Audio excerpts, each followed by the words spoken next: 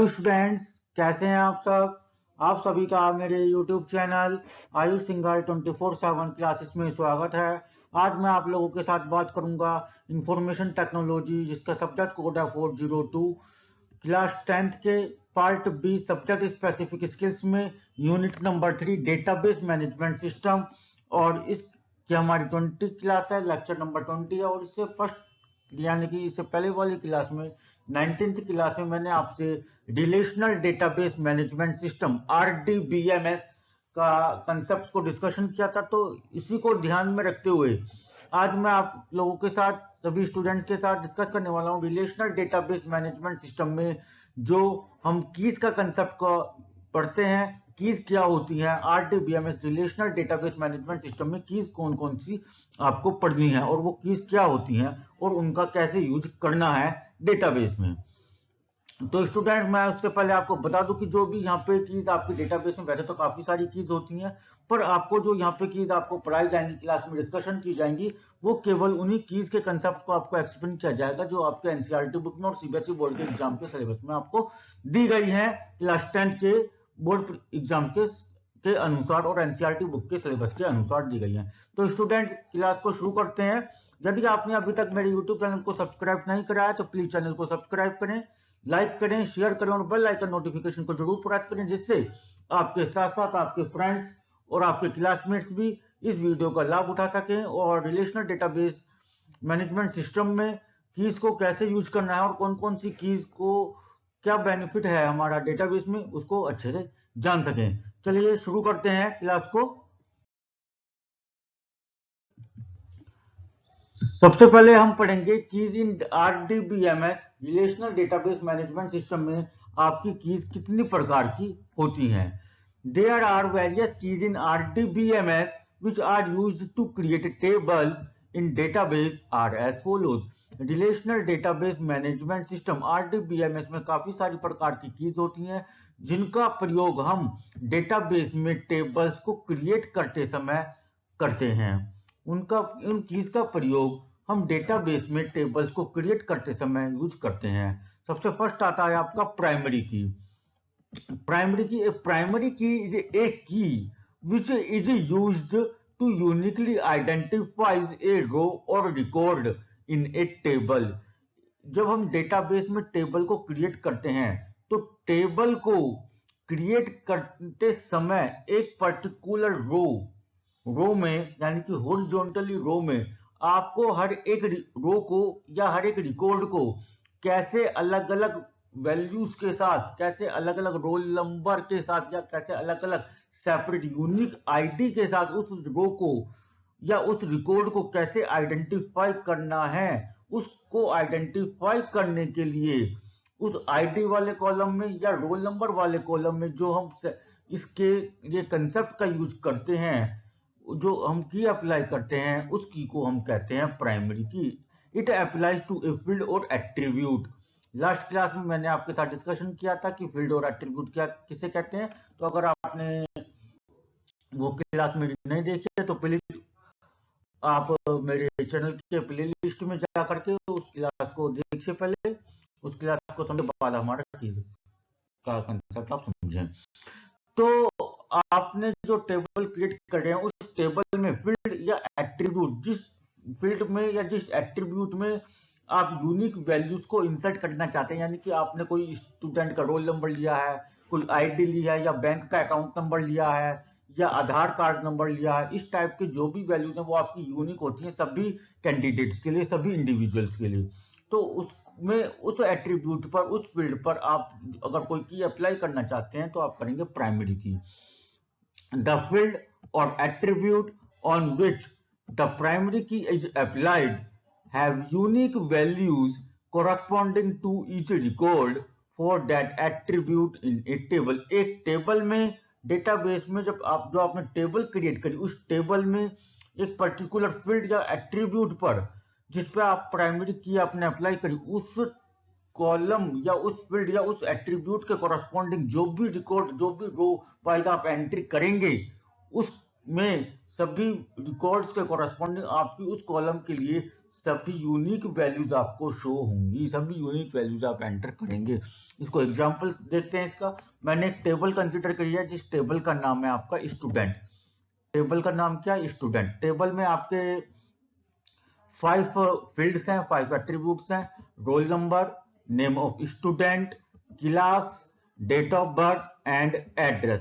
आप देख सकते हैं कि ये कॉमन सेंस वाली बात भी है कि किसी भी अगर स्टूडेंट की मैं बात करूंगा तो हर एक स्टूडेंट का रोल नंबर अलग अलग होगा। पर बाय मिस्टेक, मिस्टेक ये हो सकती है कि टाइपिंग करते समय मैं दो स्टूडेंट्स को एक ही रोल नंबर असाइन कर सकता हूं, टाइप कर सकता हूं। दो स्टूडेंट का सेम रोल नंबर मैं टाइप कर सकता हूं। इस समस्या का समाधान निकालने के लिए डेटाबेस में जब हम टेबल को क्रिएट करते हैं तो रोल नंबर वाले कॉलम पर, रोल नंबर वाले फील्ड पर, या रोल नंबर वाले एट्रीब्यूट पर, या कोई ऐसा एट्रीब्यूट या ऐसा फील्ड अपनी टेबल में जिसमें हमारी यूनिक वैल्यूज ही हो सकती हैं, सेम वैल्यू दो कैंडिडेट की, दो स्टूडेंट के लिए नहीं हो सकती, उस वाले कॉलम में, उस वाले एट्रीब्यूट या उस वाले फील्ड में मैं एक की अप्लाई करूंगा। उस की को नाम कहते हैं प्राइमरी की। और जब मैं उस कॉलम या उस एट्रीब्यूट पर प्राइमरी की अप्लाई कर दूंगा तो उसमें आप कोई डुप्लीकेट वैल्यू एंटर नहीं कर सकते। जैसे आप ये देखिए यहाँ पे, in the table named as student, table का नाम क्या है? स्टूडेंट। देयर आर 5 एट्रीब्यूट्स, वहां पे 5 एट्रीब्यूट्स हैं, ठीक है। कि उन 5 एट्रीब्यूट्स के क्या नाम है? Roll number, name of student, class, date of birth and address. In roll number attribute, roll number वाले एट्रीब्यूट में we apply primary key to assign unique roll number to each student. प्रत्येक student को अलग अलग roll number assign करने के लिए मैंने वहां पे प्राइमरी की अप्लाई करा। इट मीन्स दैट, इसका मीन्स है कि roll number attribute does not take duplicate value corresponding to each record in this table only. केवल और केवल इस टेबल में रोल नंबर वाला एट्रीब्यूट प्रत्येक रिकॉर्ड के कोरस्पॉन्डिंग डुप्लीकेट वैल्यूज नहीं लेगा। अगर आपने किसी स्टूडेंट के रिकॉर्ड के कोरस्पॉन्डिंग रोल नंबर वाले एट्रीब्यूट में कोई डुप्लीकेट वैल्यू डाल दी, यानी कि जो वैल्यू पहले एंटर हो चुका, अगर आपने उस वैल्यू को दोबारा डाल दिया, कोई रोल नंबर दोबारा एंटर कर दिया, तो वो वहां पे एरर दिखा देगा और आपको आगे फॉरवर्ड नहीं करने देगा, आपको एंट्री करने के लिए मना कर देगा जब तक आप उसमें यूनिक वैल्यू एंटर नहीं करेंगे। This is the concept of primary की। ठीक है स्टूडेंट्स, ये हमारा जो कंसेप्ट मैंने आपके साथ डिस्कशन किया है वो ये कंसेप्ट है रिलेशनल डेटाबेस मैनेजमेंट सिस्टम में। डेटाबेस में टेबल को क्रिएट करते समय जो यूनिक वैल्यूज को आइडेंटिफाई करने के लिए यूज होता है एक पर्टिकुलर रिकॉर्ड्स के corresponding according to the attribute value, this concept is known as primary key. और मैं समझता हूँ आपको ये प्राइमरी की का कंसेप्ट अच्छे से समझ में आ गया होगा। चलिए स्टूडेंट, जैसा भी आपने प्राइमरी की का कंसेप्ट समझा रिलेशनल डेटाबेस में, इसी तरीके से हम दूसरी की को कंसेप्ट को समझेंगे। अब यहाँ पे सेकंड की होती है हमारी relational database management system RDBMS में कंपोजिट प्राइमरी की। कंपोजिट प्राइमरी की आपको नाम से ही लग रहा होगा कि फर्स्ट की हमने बताई थी प्राइमरी की, पर सेकंड वाली जो की है उसमें नाम लग गया कंपोजिट प्राइमरी की। ये कुछ हद तक प्राइमरी की तरह है, पर इसमें कुछ डिफरेंसेस है प्राइमरी की के कंपैरिजन में। देखते हैं क्या डिफरेंट है इसमें प्राइमरी की कंपैरिजन में, उसको समझते हैं। Composite primary key is used in such a situation when we need to apply primary key on two fields or attributes in a table at the same time। आपको अपने database में table create करते समय एक ही समय पर एक ही टेबल में दो फील्ड, दो कॉलम या दो एट्रीब्यूट पर प्राइमरी की अप्लाई करनी है एक ही टेबल में एक ही समय पर। दो कॉलम, दो फील्ड या दो एट्रीब्यूट्स पर प्राइमरी की अप्लाई करनी है तो उस समय में हमारे साथ समस्या ये हो जाती है कि हम दोनों फील्ड, टू कॉलम्स या टू एट्रीब्यूट्स पर एक साथ प्राइमरी की अप्लाई नहीं कर सकते, क्योंकि प्राइमरी की ये रेस्ट्रिक्शन है, ये उसकी लिमिटेशन है कि एक टेबल में केवल और केवल एक बार में एक ही एट्रीब्यूट या एक फील्ड या एक ही कॉलम पर प्राइमरी की को अप्लाई करा जा सकता है। एक से ज्यादा फील्ड, एक से ज्यादा कॉलम या एक से ज्यादा एट्रीब्यूट पर एक टेबल में एक बार में प्राइमरी की को अप्लाई नहीं करा जा सकता। पर यहाँ पे समस्या हो गई, कुछ सिचुएशंस आपकी आ सकती हैं टेबल में। अभी मैं आपको एग्जांपल लेके बताऊंगा कि कैसे सिचुएशंस आ सकते हैं कि उस टेबल में आपको एक साथ एक ही समय पर दोनों को एट्रीब्यूट्स में यूनिक वैल्यूज चाहिए। तो आपको उस केस में, उस सिचुएशन में दोनों एट्रीब्यूट्स पर प्राइमरी की अप्लाई करनी होगी। तो उसका सॉल्यूशन निकालने के लिए हमने क्या करा है, जो ही चीज यहाँ पे बताई गई है कि प्राइमरी की अप्लाई करनी होगी दोनों फील्ड्स पर एक ही टेबल में एक ही समय पर, विच इज नॉट पॉसिबल, जो पॉसिबल नहीं है, because there is restriction in primary key. वहां पे प्राइमरी की रेस्ट्रिक्शन है, इज दैट है कि it can be applied on one field और attribute only in a table. वो रेस्ट्रिक्शन ये है कि प्राइमरी की को एक फील्ड या एक ही एट्रीब्यूट में अप्लाई किया जा सकता है एक टेबल में केवल और केवल एक ही फील्ड या एक ही एट्रीब्यूट पर अप्लाई किया जा सकता है। अब इस समस्या का समाधान तो होना ही चाहिए कुछ ना कुछ। जब हमारे पास ऐसी परेशानी आ रही है तो उस परेशानी का समाधान निकाला गया। To solve this problem we use the concept of composite primary key. हम उसका समाधान निकालने के लिए हम जो की कंसेप्ट यहाँ पे यूज करते हैं उसका नाम है कंपोजिट प्राइमरी की। इन सच ए वे, इस तरीके से यूज करेंगे कि that two fields or attributes taken together as a primary key in a table, उन दो फील्ड्स या उन दो एट्रीब्यूट्स को एक टेबल में, जो दो फील्ड्स या दो एट्रीब्यूट या तो कॉलम्स हैं जिन पे आपको प्राइमरी की अप्लाई करने की आवश्यकता है, या उन दोनों कॉलम्स में या उन दोनों एट्रीब्यूट या उन दोनों फील्ड्स में आपको यूनिक वैल्यूज को इंसर्ट करने की आवश्यकता है। तो उन दोनों फील्ड्स या उन दोनों एट्रीब्यूट या उन दोनों कॉलम्स को एक साथ लेकर के, टेकन टूगेदर, एक साथ लेकर के उन पर प्राइमरी की अप्लाई कर देंगे। But this concept is not at the primary key, this concept is called as the composite primary key। तो अब उस कंसेप्ट को प्राइमरी की नहीं कहा जाएगा स्टूडेंट, उस कंसेप्ट को कंपोजिट प्राइमरी की कहा जाएगा। एग्जांपल की हेल्प से समझते हैं। एग्जांपल दिया गया है आपको, यहाँ पे मैंने एक टेबल लिया, टेबल का नाम है स्टूडेंट। उस टेबल में 5 एट्रीब्यूट्स हैं, admission number, roll number, name of student, date of birth and address. आप देख सकते हैं और आप सभी जानते भी हैं कि हर एक स्टूडेंट के लिए एडमिशन नंबर और रोल नंबर यूनिक होगा। कोई भी दो स्टूडेंट ऐसे नहीं हो सकते जिनका एडमिशन नंबर सेम हो या उनका रोल नंबर भी सेम हो। क्लास में अगर 50 बच्चे हैं, 50 स्टूडेंट्स इन ए क्लास, वो क्लास कोई सी भी हो सकती है, 8th क्लास हो, 9th क्लास हो, 10th क्लास हो। उस क्लास में अगर 50 स्टूडेंट्स हैं एक क्लास में, तो उन सभी 50 स्टूडेंट्स का एडमिशन नंबर भी अलग अलग होगा, रोल नंबर भी अलग अलग होगा।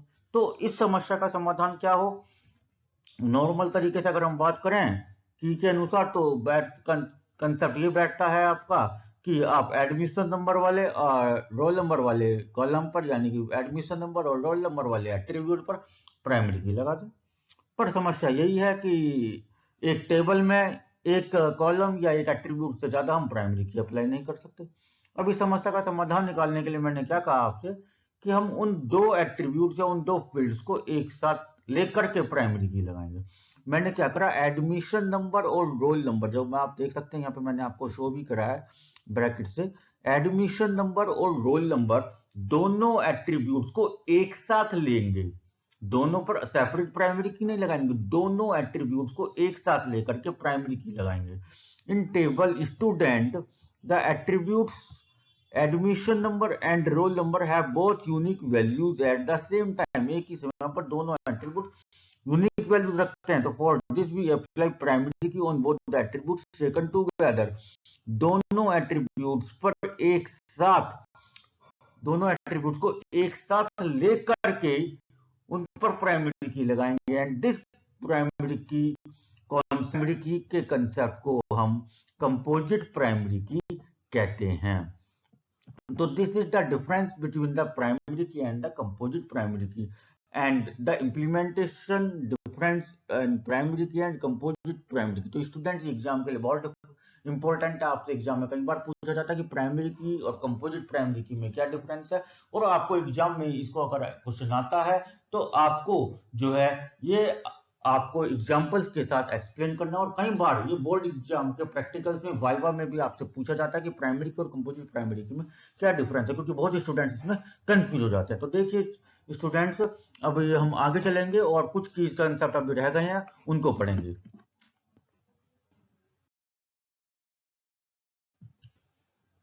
थर्ड की आती है आपकी कैंडिडेट की। बहुत सिंपल कंसेप्ट है इसका, देखते हैं क्या है। कैंडिडेट की ऑल द फील्ड्स और attributes which are eligible for primary key are called candidate keys in a table। आपकी डेटाबेस में जो आपने टेबल क्रिएट करी, उस टेबल में यदि जितने भी फील्ड्स या जितने भी एट्रीब्यूट्स यूनिक वैल्यूज को रखने के लिए एलिजिबल हैं, ये मीन्स दैट जितने एट्रीब्यूट्स या जितने फील्ड या जितने कॉलम उस टेबल में प्राइमरी की के लिए एलिजिबल है, उन सभी एट्रीब्यूट या उन सभी फील्ड को पे जो की अप्लाई होती है, उसे आरडीबीएमएस में कैंडिडेट की कहा जाता है। क्यों? क्योंकि प्राइमरी की केवल एक एट्रीब्यूट पर अप्लाई करी जा सकती है और कंपोजिट प्राइमरी की केवल एक दो एट्रीब्यूट पर अप्लाई करी जा सकती है। पर वहां पर भी रेस्ट्रिक्शन है कि वो दोनों एट्रीब्यूट आपके एक साथ होने चाहिए। ऐसा नहीं है कि एक एट्रीब्यूट फर्स्ट, एक कॉलम आपका स्टार्टिंग कॉलम है और एक कॉलम आपका लास्ट कॉलम है। ऐसे अगर सिचुएशन बन गया टेबल में, तो वहां पे आपका कंपोजिट प्राइमरी की अप्लाई नहीं होगा। तो दिस फील्ड्स और attributes can neither be left blank. अब कैंडिडेट की उन एट्रीब्यूट्स को या उन फील्ड्स को इसलिए कहा जाता है, उन कॉलम को इसलिए कहा जाता है क्योंकि उन फील्ड्स को या उन एट्रीब्यूट्स की में को हम लेफ्ट भी नहीं छोड़ सकते, यानी कि हमें कुछ ना कुछ वैल्यू भी इंसर्ट करनी पड़ेगी, और ना ही उसमें डुप्लीकेट वैल्यूज एंटर कर सकते हैं। तो इसलिए उन कीज को हम कैंडिडेट की बोल देते हैं। एग्जाम्पल की समझते हैं। आपका एक टेबल लिया है, टेबल का नाम है स्टूडेंट। इसमें आपके कुछ एट्रीब्यूट्स है, जैसे admission number, roll number, name of student and date of birth. तो हमने क्या करा इसमें, in the above table the attribute admission number and roll number are eligible for primary key। Admission number and roll number दोनों attributes आपके primary key के लिए eligible हैं। सो दिस फील्ड्स और attributes are called as candidate key. तो अगर इन दोनों attribute या इन दोनों फील्ड्स पर सेपरेटली की कंसेप्ट हम अप्लाई करते हैं यूनिक वैल्यूज के लिए, तो ये वो की जो कंसेप्ट जो आपको कहलाता है RDBMS relational database management system में, वो आपको कहलाता है कैंडिडेट की। ठीक है। फोर्थ की आती है आपकी alternate key. Out of the candidate keys one और two are made as primary key और कंपोजिट प्राइमरी की रिस्पेक्टिवली। जैसा कि अभी मैंने आपको बताया कि डेटाबेस में आपने जो भी टेबल्स क्रिएट करी है, जो भी टेबल आपने क्रिएट करी, एक ही टेबल में एक एट्रीब्यूट पर तो हम प्राइमरी की लगा सकते हैं और दो एट्रीब्यूट पर हम कंपोजिट प्राइमरी की लगा सकते हैं। बाकी जितने भी आपके एट्रीब्यूट्स हैं या फील्ड हैं जो प्राइमरी की के या यूनिक वैल्यूज को लेने के लिए एलिजिबल हैं, उन सभी की पर अगर हम कोई रेस्ट्रिक्शन लगाते हैं, की रेस्ट्रिक्शन लगाते हैं कि उसे हमें लेफ्ट नहीं छोड़ना है या उसमें हमें डुप्लीकेट वैल्यूज को इंसर्ट नहीं करना है, और वो सभी एट्रीब्यूट्स एक साथ भी नहीं है, ठीक है, तो उन सभी के जो रेस्ट्रिक्शंस हैं, उनकी जो RDBMS relational database management system में जो की का कंसेप्ट है, उनको उस की को हम कहते हैं अल्टरनेट की। ऑल अदर कीज, यही मैंने यहाँ पे लिखा है, all other keys are called as alternate key. उन सभी अदर कीज जितनी भी होती हैं उनको हम कहते हैं अल्टरनेट की। ठीक है, तो स्टूडेंट्स ये हमारा अल्टरनेट की का कंसेप्ट था। आगे चलते हैं, last concept of the key in RDBMS relational database management system RDBMS में आपका जो लास्ट की का कंसेप्ट जो आपका एग्जाम में है, फिफ्थ की आपकी वो आती है foreign key, which is the most important key for the examination point of view. इस की को समझने के लिए आपको डेटाबेस में सबसे पहले दो टेबल्स को क्रिएट करने की जरूरत पड़ेगी। इसमें आपको दो टेबल आप क्रिएट करेंगे जब भी आप फॉरेन की अप्लाई कर पाएंगे, फॉरेन की जनरेट कर पाएंगे। If a field or attribute of one table is used to uniquely identify records of another table। इसे ध्यान से समझिएगा स्टूडेंट्स, इसमें लैंग्वेज में इसकी डेफिनेशन की लैंग्वेज में कंफ्यूज नहीं होना है आपको।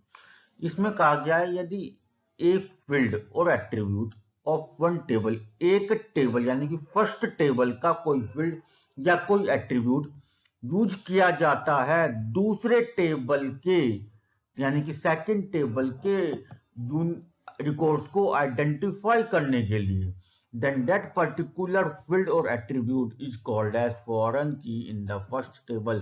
तो फर्स्ट टेबल में जो वो फील्ड या एट्रीब्यूट का यूज किया गया था सेकंड टेबल के रिकॉर्ड्स को, यूनिक रिकॉर्ड्स को आइडेंटिफाई करने के लिए, वो एट्रीब्यूट या वो कॉलम या वो फील्ड फर्स्ट टेबल में फॉरेन की कहलाएगा। ठीक, एग्जांपल क्या कुछ समझते हैं? मैंने दो टेबल लिया, टेबल ए में आपके चार एट्रीब्यूट्स हैं, admission number, roll number, name of student and address. ठीक, टेबल बी में आपके चार एट्रीब्यूट्स हैं, roll number, class, mobile number and admission number. अब आप यहाँ पे देखेंगे कि रोल नंबर और एडमिशन नंबर, जो है आपके रोल नंबर और एडमिशन नंबर जो एट्रीब्यूट्स हैं आपके, वो दोनों टेबल्स में है, टेबल ए में भी है और टेबल बी में भी है। परंतु एक चीज और भी आपको यहाँ पे ध्यान देने की जरूरत है, टेबल ए में रोल नंबर और एडमिशन नंबर जो दोनों एट्रीब्यूट्स हैं वो एक साथ हैं, और टेबल बी में रोल नंबर और एडमिशन नंबर दोनों एट्रीब्यूट जो हैं वो डिफरेंट लोकेशंस पर हैं। तो अब इसमें फॉरेन की कैसे अप्लाई होगी, फॉरेन की कौन से एट्रीब्यूट को कहेंगे और टेबल ए में, तो इसको देखिए। और टेबल ए के किस एट्रीब्यूट का यूज करके हम टेबल बी के यूनिक रिकॉर्ड्स को आइडेंटिफाई करेंगे, इसको हम देखते हैं। इन टेबल ए में the attribute admission number is primary की। तो स्टूडेंट इनको ध्यान से समझना है, फर्स्ट टेबल में यानी कि टेबल ए में मैंने क्या करा, आपका जो एट्रीब्यूट है एडमिशन नंबर, ये एडमिशन नंबर वाला जो एट्रीब्यूट है इसको मैंने प्राइमरी की बना दिया, एडमिशन नंबर वाले कॉलम को मैंने प्राइमरी की बना दिया। And in table be the attribute roll number is primary key, और सेकंड टेबल में टेबल बी में रोल नंबर वाले एट्रीब्यूट को मैंने प्राइमरी की बना दिया। ठीक, अब आप ध्यान से समझिए, फर्स्ट टेबल में रोल नंबर वाला एट्रीब्यूट जो है उस पर कोई की नहीं है, यानी कि वो प्राइमरी की नहीं है, उस पर आप कैंडिडेट की बोल रहे हैं, अल्टरनेट की बोल रहे हैं, वो आप कुछ ही बोल सकते हैं। और सेकंड टेबल में रोल नंबर वाले एट्रीब्यूट पर हमने प्राइमरी की अप्लाई करा, एडमिशन नंबर वाले एट्रीब्यूट पर कोई की अप्लाई नहीं करा है, उसे आप कैंडिडेट की बोल सकते हैं, अल्टरनेट की बोल सकते हैं। To uniquely identify the records of table B के रिकॉर्ड्स को आइडेंटिफाई करने के लिए we use the attribute roll number of table A which is primary key in table B. हमने क्या करा, फर्स्ट टेबल के रोल नंबर वाले एट्रीब्यूट का इस्तेमाल करा। क्यों इस्तेमाल करा? क्योंकि वो वाला एट्रीब्यूट सेकंड टेबल में प्राइमरी की लगा हुआ है। तो आपको स्टूडेंट वो एट्रीब्यूट का यूज करना है जिस एट्रीब्यूट को फर्स्ट कम से कम एक टेबल में प्राइमरी की अप्लाई करा गया, उस एट्रीब्यूट पर कम से कम एक टेबल में प्राइमरी की अप्लाई किया गया। इस केस में जो मैं रिकॉर्ड्स को आइडेंटिफाई करूंगा सेकंड टेबल के with the help of the roll number attribute from table A के रोल नंबर वाले एट्रीब्यूट को कैसे करूंगा कि जो टेबल ए में जो मुझे रोल नंबर दिया गया, मान लीजिए 12, तो रोल नंबर 12 मेरा यहाँ पे भी दिया गया है, तो उसका एडमिशन नंबर से हम मैच करेंगे, ठीक है। और रोल नंबर जो आपका फर्स्ट टेबल ए में दिया गया 13, पर रोल नंबर जो 13 है वो सेकंड टेबल में नहीं है, और उसका एडमिशन नंबर 1847 था, यहाँ पे 1847 एडमिशन नंबर भी नहीं है सेकंड टेबल में। तो इस तरीके से मैं यूनिक रिकॉर्ड्स को आइडेंटिफाई करूंगा। इन दिस केस, इस केस में the attribute roll number is called as foreign key in table A. Table ए में जो आपका रोल नंबर वाला एट्रीब्यूट है वो क्या कहलाएगा, वो फॉरेन की कहलाएगा। यानी कि रोल नंबर वाला एट्रीब्यूट जो है टेबल ए का, जो रोल नंबर वाला एट्रीब्यूट है आपका, उस पर हमने क्या लगा दिया, उस पर हमने अब फॉरेन की जनरेट कर दी। Roll number attribute of table A is called as foreign key. ठीक, नाउ इन टेबल ए, अब जब हमने फॉरेन की जनरेट कर दी तो अब क्या कर सिचुएशन बन गई आपकी, अब ये सिचुएशन ये बन गई है आपकी। तो नाउ इन टेबल ए में attribute admission number is primary की। टेबल ए में एडमिशन नंबर वाला एट्रीब्यूट आपका प्राइमरी की है, and attribute roll number is foreign की। और जो रोल नंबर वाला एट्रीब्यूट है उस पर फॉरेन की है। बट इन टेबल बी में attribute roll number is primary key and attribute admission number is candidate key. Roll number वाला एट्रीब्यूट आपका प्राइमरी की, जैसे आपने पहले यहाँ पे पढ़ा स्टडी करी थी कि मैंने आपको पहले बताया था कि सेकंड टेबल में हमने रोल नंबर वाले एट्रीब्यूट पर प्राइमरी की लगाया, जिसकी हेल्प से फर्स्ट टेबल के रोल नंबर वाले एट्रीब्यूट को हमने फॉरेन की बना दिया। और सेकंड टेबल में आपका जो एडमिशन नंबर वाला एट्रीब्यूट है उसको हमने कैंडिडेट की बोल दिया है। तो स्टूडेंट्स ये था आपका फॉरेन की का concept relational database management system में। आपको केवल 5 कीज पढ़नी होती हैं, प्राइमरी की, कंपोजिट प्राइमरी की, कैंडिडेट की, अल्टरनेट की एंड फॉरेन की। ठीक है स्टूडेंट, ये एग्जाम के लिए मोस्ट इंपोर्टेंट है, आप इनको रिवाइज करें और इनको लर्न करें। ठीक है, तो स्टूडेंट आपको ये मेरी वीडियो कैसे लगी प्लीज वीडियो के कमेंट बॉक्स में जाकर कमेंट करके जरूर बताएं। और हाँ, यदि आपने मेरे यूट्यूब चैनल को अभी तक सब्सक्राइब नहीं कराया तो प्लीज चैनल को सब्सक्राइब करें, शेयर करें, लाइक करें और कमेंट बेल आइकन नोटिफिकेशन को जरूर प्रेस करें, जिससे आपके साथ साथ आपके फ्रेंड, आपके क्लासमेट्स को ये वीडियो मिल सके और आपको भी सबसे पहले वीडियो मिल सके और आप इसी तरीके से वीडियो को देख करके बोर्ड में अच्छे एग्जाम में बोर्ड के एग्जाम में अच्छे मार्क्स ला सकें और आईटी में, इंफॉर्मेशन टेक्नोलॉजी में, जिसका सब्जेक्ट कोड 402 है, उसमें अच्छे मार्क्स प्राप्त कर सकें और अच्छे से नॉलेज गेन कर सकें। Thank you, have a nice day.